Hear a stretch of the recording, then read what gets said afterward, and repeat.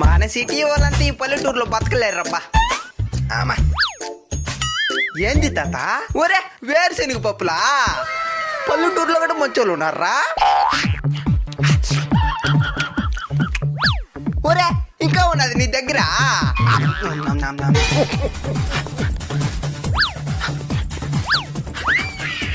ఇందా ఏంది తాత అదే?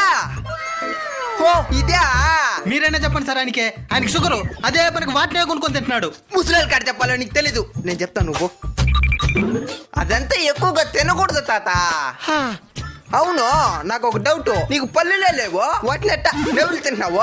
నవలన్నైనా సపరి చేస్తా. సప్పరిచ్చేస్తావా? అయినా పప్పులు మిగిలిపోతుండా, వాటిని ఏం చేస్తావు? దానే కదా ఇంటి ముందు నువ్వు తినిందా. సప్పరిచ్చిన పప్పులు ఇచ్చేస్తావా?